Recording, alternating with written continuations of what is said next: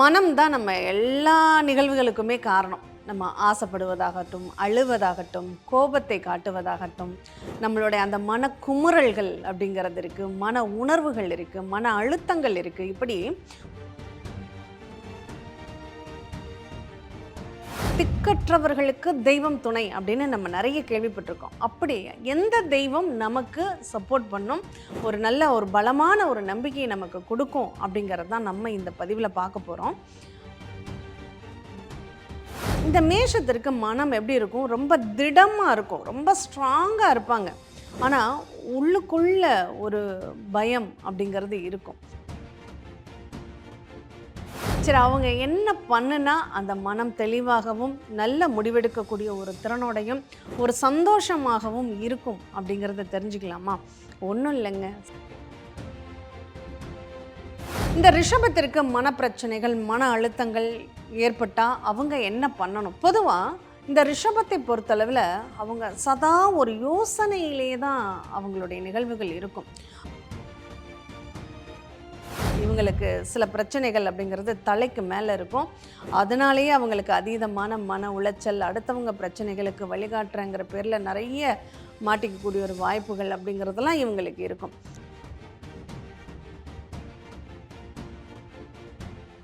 ஜோதிடத்தின் பரிணாம வளர்ச்சி ALP ஜோதிடம் 15 நாட்களில் நீங்களும் ஜோதிடராகலாம். அனைவருக்கும் வணக்கம். இந்த நாள் இனிய நாளாக அமைய வாழ்த்துக்கள். ALP ஜோதிட ஆசிரியர் டாக்டர் சாந்தி தேவி ராஜேஷ்குமார். நம்ம மனம் அப்படிங்கிற ஒரு நிகழ்வை பற்றி தாங்க இன்னைக்கு இந்த பதிவில் பார்க்க போகிறோம். மனம் தான் நம்ம எல்லா நிகழ்வுகளுக்குமே காரணம். நம்ம ஆசைப்படுவதாகட்டும், அழுவதாகட்டும், கோபத்தை காட்டுவதாகட்டும், நம்மளுடைய அந்த மனக்குமுறல்கள் அப்படிங்கிறது இருக்குது, மன உணர்வுகள் இருக்குது, மன அழுத்தங்கள் இருக்குது. இப்படி ஒவ்வொரு நிகழ்வுகளுமே நம்ம நிறைய பேர்கிட்ட பேசும்போது உனக்கு மனசாட்சி இருக்கா அப்படின்னு சொல்லி கேட்போம்.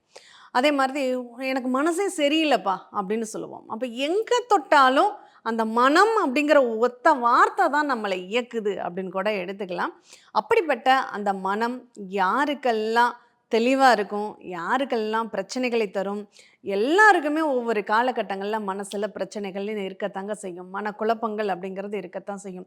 ஒரு தெளிவில்லாத சூழ்நிலை, முடிவெடுக்க தெரியல, நான்லாம் மனசாட்சிக்கு பயந்தவன் அப்படிங்கிற மாதிரியான வார்த்தைகள், இது எல்லாமே ஒரு சில காலகட்டங்களில் யாராக இருந்தாலும் இந்த பூமியில் பிறந்த அத்தனை மனிதர்களும் பேசக்கூடிய ஒரு வார்த்தை தான் அந்த மனம் அப்படிங்கிற வார்த்தை.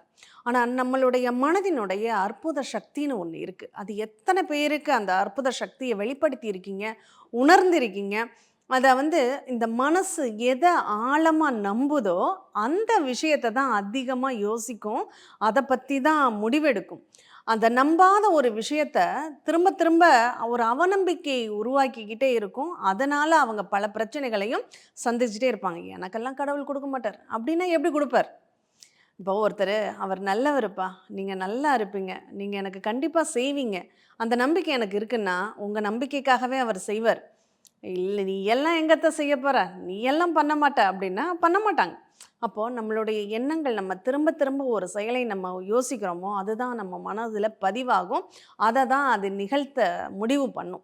அப்போது அந்த மனம்ங்கிறது நமக்கு தெளிவாகவும் தீர்க்கமாகவும் நம்ம வேலை செய்யணும்னா நம்ம யாரை வழிபாடு செய்யணும்? ஏன்னா இன்றைக்கி திக்கற்றவர்களுக்கு தெய்வம் துணை அப்படின்னு நம்ம நிறைய கேள்விப்பட்டிருக்கோம். அப்படி எந்த தெய்வம் நமக்கு சப்போர்ட் பண்ணும், ஒரு பலமான ஒரு நம்பிக்கையை நமக்கு கொடுக்கும் அப்படிங்கிறது தான் நம்ம இந்த பதிவில் பார்க்க போகிறோம். பொதுவாக மேஷம், இந்த மேஷத்திற்கு மனம் எப்படி இருக்கும்? ரொம்ப திடமாக இருக்கும், ரொம்ப ஸ்ட்ராங்காக இருப்பாங்க. ஆனால் உள்ளுக்குள்ள ஒரு பயம் அப்படிங்கிறது இருக்கும். மேஷத்தை பொறுத்தளவில் அவங்களுடைய தன்மைகளை, அவங்களுடைய அந்த மனதினுடைய உணர்வுகளை அவ்வளோ சீக்கிரம் வெளிப்படுத்திக்க மாட்டாங்க. ரொம்ப உள்ளுக்குள்ளே வச்சு ஒரு ரகசியமான ஒரு நிகழ்வுகள், கஷ்டத்தை வெளிப்படுத்தாமல் இருக்கக்கூடிய ஒரு வாய்ப்புகள் அப்படிங்கிறது அவங்களுக்கு இருக்கும். சரி, அவங்க என்ன பண்ணுனா அந்த மனம் தெளிவாகவும் நல்ல முடிவெடுக்கக்கூடிய ஒரு திறனோடையும் ஒரு சந்தோஷமாகவும் இருக்கும் அப்படிங்கிறத தெரிஞ்சுக்கலாமா? ஒன்றும் இல்லைங்க. சிவபெருமான், சாட்சாத் சிவபெருமான் மட்டும்தான் உங்களுடைய மனதை நிம்மதியாகவும் சந்தோஷமாகவும் வைத்திருக்க அருள் புரியக்கூடிய ஒரு தெய்வம். ஏன்னா அந்த சந்திரனை மனதோடு ஒப்பிடுவாங்க. அந்த சந்திரனையே பிறையாய் சூடியவர் யார் அப்படின்னா அந்த சிவபெருமான் தான். அப்போ இந்த சிவபெருமானை நீங்கள் ஞாயிற்றுக்கிழமை அன்னைக்கு போய் வணங்குவதன் மூலமாக உங்களுடைய மனதில் ஏற்பட்ட அந்த குழப்பங்கள், கேள்விகள், இயலாமைகள், ஆதங்கம், கவலை, வருத்தம், கோபம், காழ்ப்புணர்ச்சி, வஞ்சகம், இது எல்லாமே உங்களுக்கு குறைவதை நீங்கள் உணர முடியும். ஏன்னா அந்த சிவபெருமானுடைய அனுகிரகம், அதுவும் முக்கியமாக ஞாயிற்றுக்கிழமை ராகு காலத்தில் நீங்கள் போய் தீபம் ஏற்றி வழிபாடு பண்ணுங்கள். கண்டிப்பாக உங்களுக்கு மனம் சார்ந்த பிரச்சனைகள் குறையிறத பார்க்கலாம். ரிஷபம். இந்த ரிஷபத்திற்கு மனப்பிரச்சனைகள், மன அழுத்தங்கள் ஏற்பட்டால் அவங்க என்ன பண்ணணும்? பொதுவாக இந்த ரிஷபத்தை பொறுத்தளவில் அவங்க சதா ஒரு யோசனையிலே தான் அவங்களுடைய நிகழ்வுகள் இருக்கும். முடிவெடுக்க மாட்டாங்க. இது பண்ணலாமா, அது பண்ணலாமான்னு ஒரு குழப்பத்துக்குள்ளேயே அவங்க சிக்கிக்கிட்டு இருப்பாங்க. ஆனால் அவங்க 2 முடிவுகள் எடுப்பாங்க. அந்த 2 முடிவுகளுமே சரியானதாகவே தோணும், அல்லது 2 முடிவுகளுமே தவறு அப்படின்னு தோணும். அப்படி தோணும்போது அந்த மனசில் ஒரு அழுத்தமும், ஒரு பாரமும், ஒரு கவலையும் ஏற்படும்போது அதை சரி செய்வதற்கு இவங்க யாரை வழிபாடு பண்ணணும், யாரால் அதை சரி செய்ய முடியுமா அப்படின்னு கேட்டான்னா, பெருமாள் வழிபாடுங்க. பிரசன்ன வெங்கடேஷ பெருமாள் வழிபாடு. நீங்கள் போய் பெருமாளுக்கிட்ட நின்று பெருமாளை மனமுருக பிரார்த்தனை பண்ணி, ஒன்றும் இல்லைங்க, 2 துளசி இதழ்களால் நீங்கள் பெருமாளை வழிபட்டு அந்த பெருமாளுடைய சகஸ்ரநாம அர்ச்சனை அப்படிங்கிறத உங்களால் பண்ண முடிந்தால் பண்ணுங்க. எப்போ பண்ணணும்? புதன்கிழமை அன்னைக்கு நீங்கள் பண்ணணும். புதன்கிழமை அன்று நீங்கள் பெருமாளை வழிபடும் போது உங்களுக்கு கட்டாயம் மனம் சார்ந்த பிரச்சனைகள், மன அழுத்தங்கள், மனக்கவலைகள் அப்படிங்கிறது நிச்சயமாக உங்களுக்கு தீரும் அப்படின்னு சொல்லலாம். மிதுனம். இந்த மிதுனத்திற்கு மனம் சார்ந்த பிரச்சனைகள் எப்படி இருக்கும் அப்படின்னா, இவங்க ரொம்ப ஒரு லேசியாக இருக்கணும் அப்படின்னு ஆசைப்படுவாங்க. அடுத்தவங்க பிரச்சனைக்குள்ள எல்லாம் போகக்கூடாது, நம்ம உண்டு நம்ம வேலை உண்டு அப்படிங்கிற ஒரு ஃபீலில் தான் இருப்பாங்க. ஆனாலும் இவங்களுக்கு சில பிரச்சனைகள் அப்படிங்கிறது தலைக்கு மேலே இருக்கும். அதனாலேயே அவங்களுக்கு அதீதமான மன உளைச்சல், அடுத்தவங்க பிரச்சனைகளுக்கு வழிகாட்டுறங்கிற பேரில் நிறைய மாட்டிக்கக்கூடிய ஒரு வாய்ப்புகள் அப்படிங்கிறதெல்லாம் இவங்களுக்கு இருக்கும். இவங்களுக்கு அந்த மனம் எப்படி வேலை செய்யும் அப்படின்னா, ஒரு ரொம்ப மென்மையாக இருக்கும். பார்க்க தான் ரொம்ப டெரர் மாதிரி தெரிவாங்க. ஆனால் உள்ளுக்குள்ளே அவ்வளோ மென்மையாக, ஒரு சாஃப்டாக, ஒரு சின்ன விஷயத்தை கூட தாங்கிக்க முடியாத ஒரு சூழ்நிலைகளில் அவங்க மனம் இயங்கும் அப்படின்னு சொல்லப்படுது. ஆனால் இந்த மனம் சார்ந்த பிரச்சனைகளை இவங்க சரி செய்வதற்கு இவங்க யாரை வழிபாடு பண்ணினா இவங்களுக்கு அதனுடைய தாக்கங்கள் குறையும் அப்படின்னா, ஒன்றும் இல்லைங்க. நீங்கள் கஜலக்ஷ்மி கேள்விப்பட்டிருப்பீங்க. எல்லா சிவன் கோவில்லையும் கஜலக்ஷ்மி இருப்பாங்க. அந்த கஜலக்ஷ்மி கிட்ட நீங்கள் போய் ஒரு 10 நிமிஷம் உட்காந்துருங்க. அந்த கஜலக்ஷ்மியை மனசார பிரார்த்தனை பண்ணிக்கோங்க. இந்த கஜலக்ஷ்மி தான் உங்களுக்கு அந்த மனோ வலிமையை தரக்கூடிய ஒரு அம்பாளாக இருக்காங்க. அதனால் அந்த கஜலக்ஷ்மியை வழிபடும் போது பொதுவாகவே இந்த மிதுனத்திற்கு அந்த கஜலக்ஷ்மிங்கிறது அவ்வளோ ரொம்ப நல்லா சப்போர்ட் பண்ணக்கூடிய ஒரு தெய்வமாக இருப்பாங்க. அதனால் நீங்கள் கஜலக்ஷ்மியை வெள்ளிக்கிழமை அன்று போய் வழிபாடு செய்யுங்க. உங்கள் மனம் சார்ந்த பிரச்சனைகளுக்கு அருமருந்தாக அது வேலை செய்யும். கடகம். இந்த கடகம் என்ன பண்ணுங்க, மனசுக்குள்ள 1000 கவலைகள் இருக்கும். அடுத்தவங்க கவலையெல்லாம் தனக்கே நடந்த மாதிரி ஒரு ஃபீல் பண்ணக்கூடிய ஒரு மனசு யாருக்கு இருக்கும் தெரியுமா? இந்த கடகத்துக்கு தாங்க அதிகமாக இருக்கும். மனசாட்சிக்கு பயந்தவங்க அப்படின்னு சொன்னால் இந்த கடகத்துக்கு அது பொருந்தும் அப்படின்னு கூட சொல்லலாம்.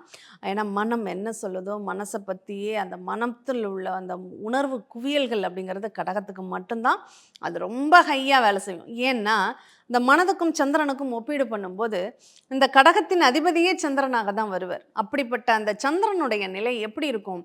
வளர்புறையில் வளர்ந்து தேய்பறைகள் தேயிற மாதிரி அவங்களுடைய மன ஓட்டங்கள் ஒரு நிலையில் இருக்காது. சதா ஒரு இரைச்சலுக்குள்ளேயே இருக்கும்.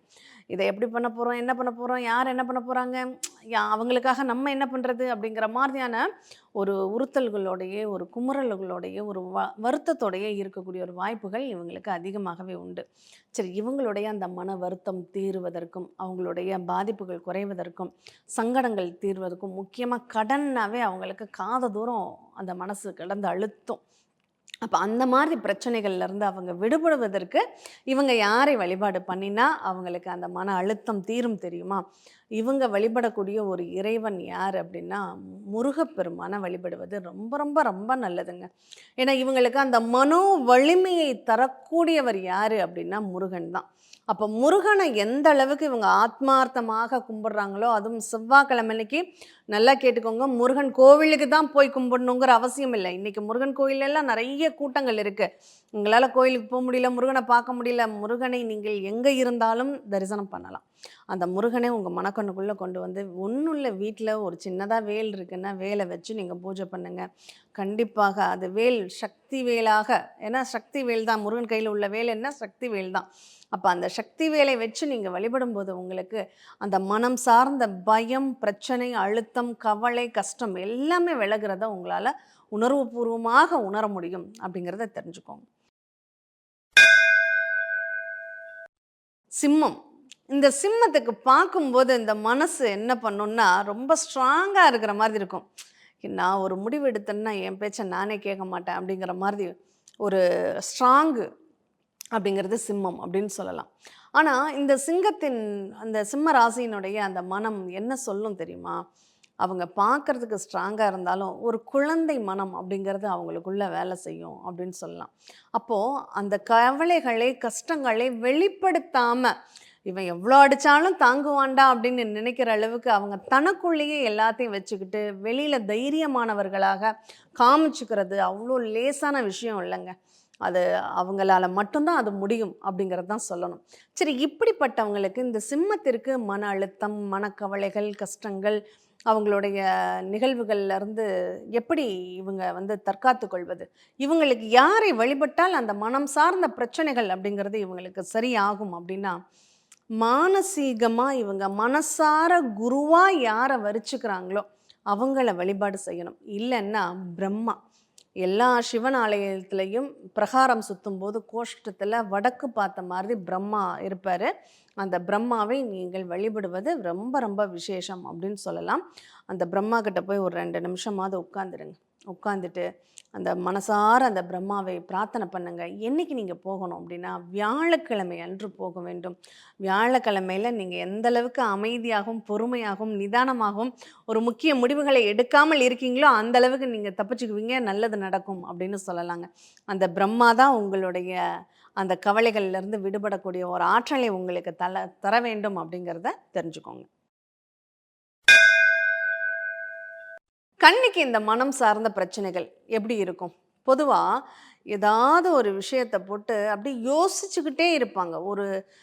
ஒரு கஷ்டம் வந்தா அந்த கஷ்டத்த உடனே அத தூக்கி போட மாட்டாங்க.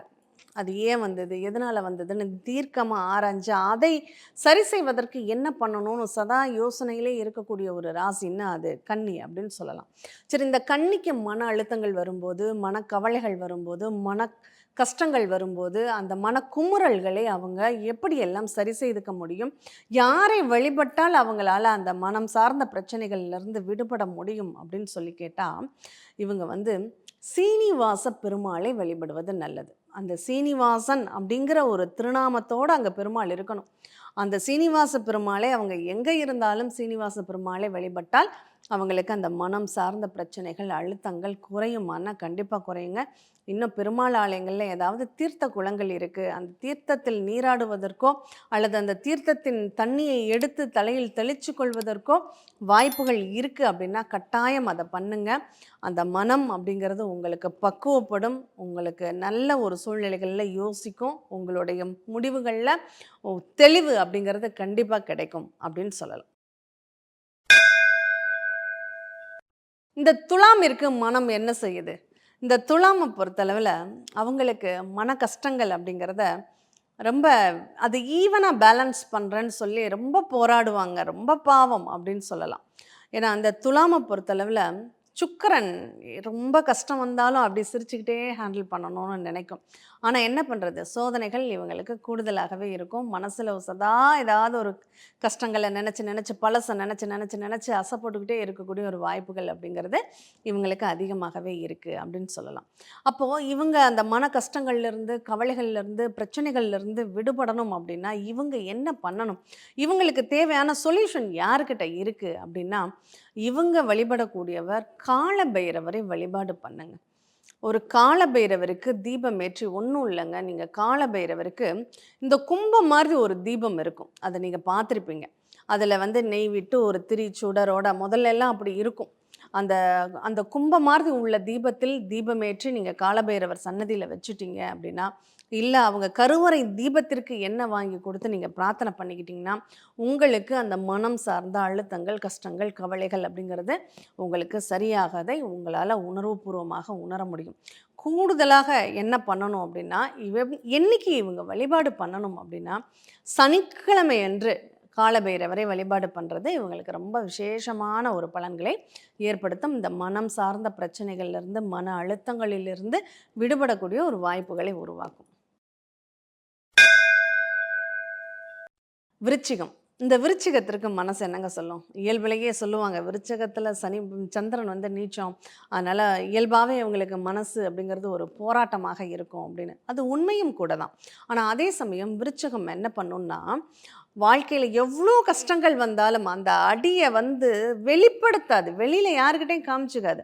அது பார்த்தாவே தெரியும், அவங்க கஷ்டத்தில் இருக்காங்கன்னு மற்றவங்களுக்கு தெரிஞ்சிடும். ஆனாலும் வாய் விட்டு அவங்க வாயால் நான் கஷ்டப்படுறேன்னு அவங்க சொல்லவே மாட்டாங்க. அதுதான் அவங்கள்ட்ட ஒரு பெரிய ப்ளஸ் அப்படின்னு சொல்கிறது. அப்போ இவங்களுக்கு மன அழுத்தங்கள் வந்து எவ்வளோ ஒரு ஹைப்பர் டென்ஷன்னு சொல்லுவாங்க இல்லையா, அந்த அளவுக்கு மனசில் ஒரு அழுகாத குறைய அந்த கண்ணீரை வெளிப்படுத்த மாட்டாங்க, அவ்வளோதானே தவிர அவங்க அந்தளவுக்கு ஹைப்பர் டென்ஷனில் தான் இருப்பாங்க. அந்த கஷ்டங்கள், கவலைகளை கூட ரகசியமாக தான் அவங்க பாதுகாத்துக்குவாங்க. வெளியில் தெரியாமல் மெயின்டைன் பண்ணுறதுல இவங்கள மாதிரி கில்லாடி வேறு யாருமே கிடையாதுங்க. அப்போது இவங்க யாரை பிடித்தால் அந்த மனசை சரி பண்ண முடியும், அந்த மன வலிமையை இவங்களுக்கு கூட்ட முடியும், அவங்களுக்கு எப்படியெல்லாம் அந்த மனம் அவங்களுக்கு நன்மைகளை தரும் அப்படின்னு பார்த்தா, இந்த விருச்சகத்தை பொறுத்தளவில் அவங்களுக்கு வழிபடக்கூடிய ஒரு தெய்வம்னா மதுரை மீனாட்சி அம்மனை பலமாக பிடிச்சிக்கோங்க. ரங்கநாதரை பலமாக பிடிச்சிக்கோங்க. இந்த மதுரை மீனாட்சியும் அரங்கநாதனும் தான் உங்களுடைய மன வலிமையை அதிகப்படுத்துவதற்கு உங்களுக்கான மார்க்கத்தை தர வேண்டும் அப்படின்னு சொல்லலாம். அப்போ அவங்க 2 பேரும் வழிபடுறதுனால உங்களுக்கு, நீங்கள் ஆணாக இருக்கீங்க அப்படின்னா மதுரை மீனாட்சி அம்மனை வழிபாடு செய்யுங்க. நீங்கள் ஒரு பெண்ணாக இருக்கீங்கன்னா ரங்கநாதரை வழிபாடு செய்யுங்க. உங்கள் வாழ்க்கையில் கண்டிப்பாக மனம் சார்ந்த பிரச்சனைகளும் அழுத்தங்களும் வராது அப்படின்னு சொல்லலாம். அப்படியே வந்தாலும் அது பனி போல, வெயிலை சூரியனை கண்ட பனி போல விலகிடும் அப்படின்னு கூட சொல்லலாம். தனுசு. இந்த தனுசுக்கு மனம் சார்ந்த பிரச்சனைகள், அழுத்தங்கள் அப்படிங்கிறது என்ன நோக்கத்துக்காக நிறைய வரும் அப்படின்னா, குழந்தைகளால் நிறைய செலவுகள் ஜாஸ்தியாகும். அந்த செலவுகளாலேயே அவங்களுக்கு மனசில் ஒரு விதமான ஒரு பாரம், ஒரு அழுத்தம், நமக்கு மட்டும் ஏன் குழந்தைகள் இப்படி இருக்காங்க அப்படிங்கிற மாதிரியான ஒரு எண்ண கவலைகள் அப்படிங்கிறது அதிகமாயிடும். சரி, இவங்களுக்கு இந்த மனக்குழப்பங்கள் தீர்வதற்கு இவங்க வழிபடக்கூடிய ஒரு தெய்வம் யார் அப்படின்னா, மலைமேல் உள்ள முருகனுங்க. சொல்லணும்னா பழனி மலைக்கு போகலாம், அடிக்கடி இவங்க போகலாம், பழனி முருகனை கும்பிடலாம். அதே சமயத்தில் எல்லாரும் பழனிக்கு போகணுமா? இன்றைக்கி உள்ள காலத்துலலாம் பழனிக்கு, இப்போ சமீபத்தில் தான் நான் பழனிக்கு போயிட்டு வந்தேன். கூட்டம்னா கூட்டம், அவ்வளோ ஒரு கூட்டம். முருகனை தரிசிப்பதற்கு அவர் தான் நம்மளுக்கு மனசு வைக்கணும், அந்த மாதிரியான ஒரு அமைப்பு இருக்குது. அந்த பழனி மலை முருகனை மட்டும் இல்லை, மலை மேல் இருக்கக்கூடிய குன்றின் மேல் அமர்ந்த எந்த குமரனானாலும் நீங்கள் வழிபாடு செய்யலாம். அப்படி வழிபாடு செய்யும்போது உங்களுக்கு அந்த மன வலிமை அப்படிங்கிறது அதிகமாகும் அப்படின்னு சொல்லலாம். மகரம். இந்த மகரத்திற்கு மனதினுடைய நிகழ்வு எப்படியெல்லாம் வேலை செய்யும் தெரியுமா? இந்த மகரத்தை பொறுத்தளவில் தொழில் சார்ந்த அழுத்தங்களால் மட்டும்தாங்க உங்களுக்கு அந்த மனம்ங்கிறது பாதிக்கும். அடுத்து பெண்ணாக இருக்கீங்கன்னா மாமியாரால் மனம் அழுத்தமாடும். அப்போ இந்த மன அழுத்தத்திற்கு அவங்க ஒரு ரொம்ப டிப்ரெஷன் ஆகி, ரொம்ப கலக்கமாகி, அவங்களுடைய அந்த கஷ்டங்களை வெளியில் சொல்ல முடியாமல் திணறக்கூடிய ஒரு வாய்ப்புகளை அவங்களுக்கு யார், அந்த திக்கற்றவர்களுக்கு தெய்வம் துணைன்னு சொல்லலாம். அப்படிப்பட்ட தெய்வமாக மகரத்திற்கு யார் வேலை செய்வாங்க தெரியுமா? அவங்களுக்கு பெருமாள் வழிபாடு தாங்க ரொம்ப ஒரு சந்தோஷமான ஒரு சூழ்நிலைகளை ஏற்படுத்தும். அதுலேயும் இந்த பெருமாளை இவங்க வழிபடும் போது தாயாரோடு இருக்கக்கூடிய பெருமாளை வழிபாடு பண்ணணும். ஒரு கோவிலுக்கு போனால் தாயார் அமர்ந்த இடத்துல இருப்பாங்க. தாயாரை முதல்ல வழிபாடு பண்ணிவிட்டு அதுக்கப்புறம் நீங்கள் பெருமாளை போய் வழிபாடு பண்ணுறீங்கன்னா உங்களுக்கு ரொம்ப சிறப்பான ஒரு சூழ்நிலைகள் அப்படிங்கிறத அமைச்சு கொடுக்கும். அந்த தாயார் உங்களுக்கு செங்கமல தாயாராக இருக்காங்க, இல்லை கமலாம்பிகாவாக இருக்காங்க அப்படின்னா, அந்த தாமரைங்கிற ஒரு பொருள் வரக்கூடிய பத்மாவதியாக இருக்காங்க அப்படின்னா ரொம்ப சிறப்பான பலன்கள் உங்களுக்கு கிடைக்கும் அப்படின்னு சொல்லலாம். இந்த கும்பத்திற்கு மனம் எதனாலெல்லாம் பாதிக்கப்படும், என்ன காரணங்களாலெல்லாம் பாதிக்கப்படும் அப்படின்னா, இந்த கும்பத்துக்கு எதிர்பாராத சில நிகழ்வுகள், எதிர்பாராத சில அதிர்ஷ்டங்களை நம்பி, எதிர்பாராத சில கஷ்டங்களை நம்பி, அந்த எதிர்பாராத உடல் அவஸ்தைகளை தாண்டி, அந்த குழந்தைகளுக்கு எதிர்பாராத ஒரு நிகழ்வுகள் நடக்குது, குழந்தைகளால் எதிர்பாராத ஒரு அவமானம் ஏற்படுது அப்படின்னா, இதனாலேயே அவங்களுக்கு அந்த மன உளைச்சலும் மன கஷ்டமும் மன அழுத்தமும் அதிகமாக அவங்களுக்கு வேலை செய்யும் அப்படின்னு சொல்லலாம். சரி, இதில் இருந்து இவர்கள் தப்பிக்கணும்னா இவங்களுக்கான தீர்வு என்ன, இவங்களுக்கான பரிகாரம் என்ன அப்படின்னா, இந்த பொதுவாக கும்பத்தை பொறுத்தளவில் இவங்களுக்கு மனம் சார்ந்த பிரச்சனைகளை சரி செய்வதற்கு மனோரஞ்சிதம் அப்படிங்கிற அம்பாளுடைய திருநாமம் எங்கேயாவது இருக்குது அப்படின்னா, மனோன்மணி மனோரஞ்சிதம் அப்படிங்கிற மாதிரியான ஒரு திருநாமத்தோட தாயார் இருக்காங்கன்னா அவங்கள பிடிக்கலாம். அடுத்து அங்கே மீனாட்சி அம்மனை இவங்க ரொம்ப ஆத்மார்த்தமாக வழிபட்டுறதுனால இவங்களுக்கு நிறைய நன்மைகள் அப்படின்னு ஏற்படும். அல்லது பச்சை அம்மன் வழிபாடு, இந்த பச்சை அம்மன் வழிபாடுங்கிறது இவங்களுக்கு ரொம்ப மொத்தத்தில் பக்கத்தில் ஒரு அம்மன் கோவில் இருக்கா, அமர்ந்த நிலையில் அந்த அம்பாள் இருக்காங்க, போய் பச்சை பட்டு வஸ்திரம் சாற்றி நீங்கள் பிரார்த்தனை பண்ணிக்கோங்க.